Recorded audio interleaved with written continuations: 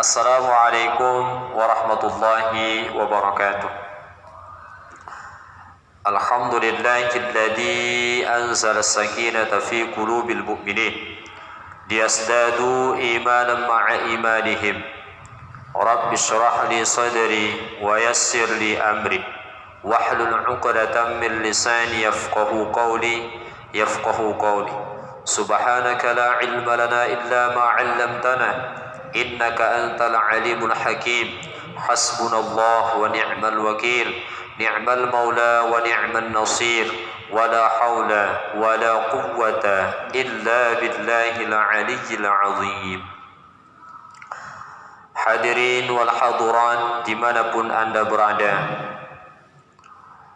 kita sering mendengar kata-kata iman. Apa itu iman? Di dalam Al-Quran ada ciri-ciri orang yang beriman. Ada dua. Ada secara zahiriyah, ada secara batiniyah. Dalam surah Al-Anfal, surah ke-8 dari ayat 2, 3, dan 4. Di sini Allah mengajarkan kepada kita. Apa kata Allah? A'udzu billahi minasyaitonir rajim. Bismillahirrahmanirrahim. Innamal mu'minuna alladziina idza dzukirallahu wajilat qulubuhum wa idza tuliyat 'alaihi ayatuhu zadatuhum imanan wa 'ala rabbihim yatawakkalun. Sesungguhnya orang-orang yang beriman adalah mereka yang apabila disebut nama-nama Allah bergetar hati mereka, dan apabila dibacakan ayat-ayatnya kepada mereka bertambah kuat imannya mereka, dan hanya kepada Tuhan mereka lah bertawakal. InsyaAllah. Jadi ciri-ciri orang yang beriman, yang pertama secara batiniah, secara dalam, secara hati. Apabila disebut nama Allah, bagaimana nama-nama Allah?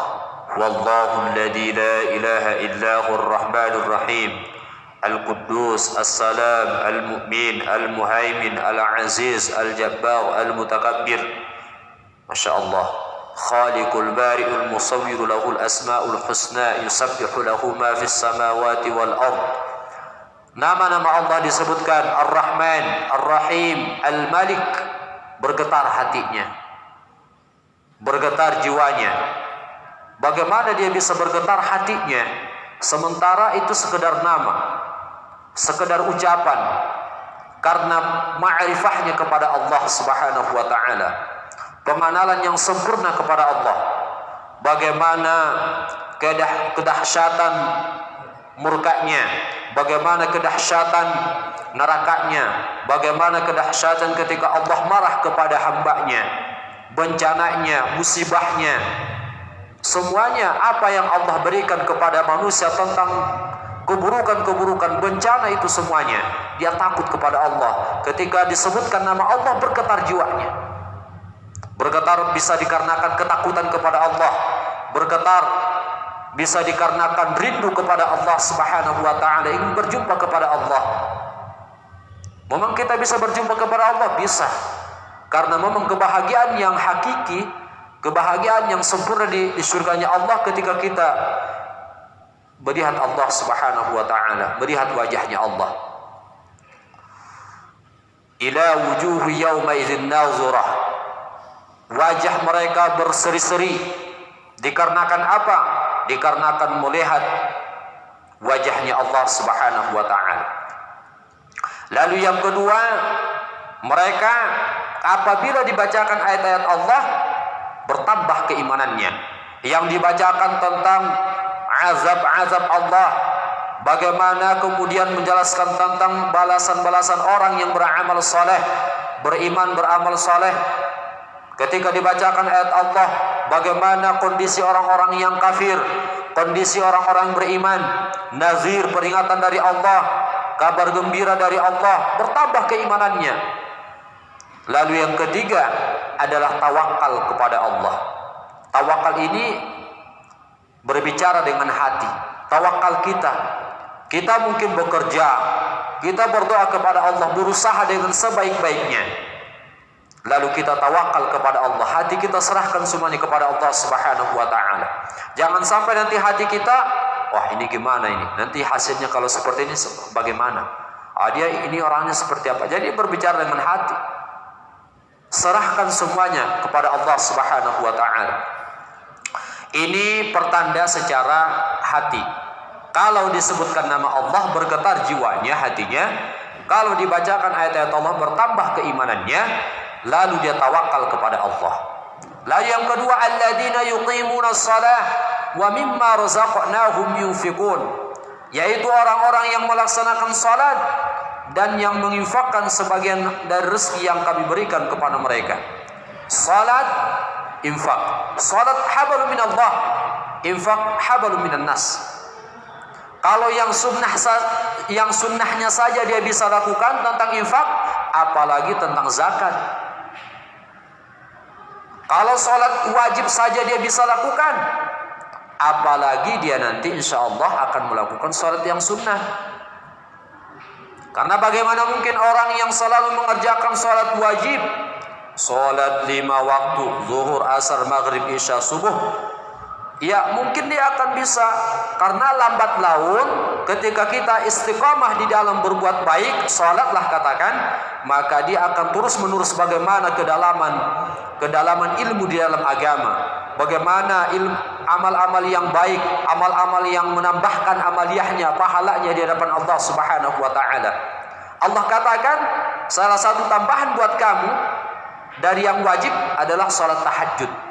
Wa minal laili fatahajjada bihi nafilatan lak asa ayyab'atsaka rabbuka maqaman mahmuda.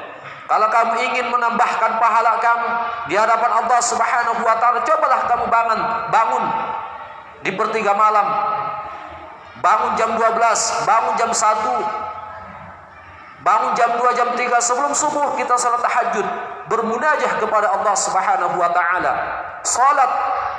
Salat tahajud 2 rakaat, minimal 2 rakaat aja, istiqamah, maka nanti Allah akan berikan tambahan kepada kita dan Allah akan mengangkat harkat derajat kita di hadapan Allah Subhanahu wa ta'ala.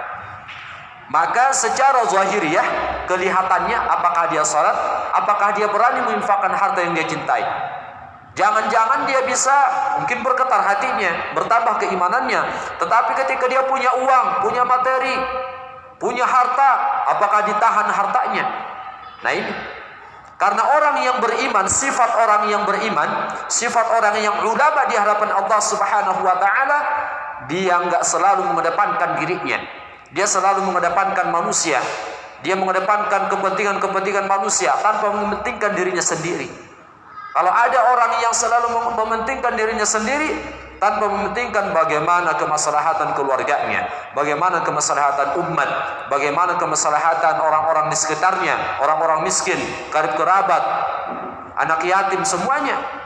Makanya kata Allah, wa'budullaha wa la tusyriku bihi syai'a wa bil walidaini ihsana wa bidzil qurba wal yatama wal masakin wal jari dzil qurba wal jaril junubi was sahibi bil jambi wa bani sabil wa ma malakat aymanukum innallaha la yuhibbu man kana mukhtalan fakhura.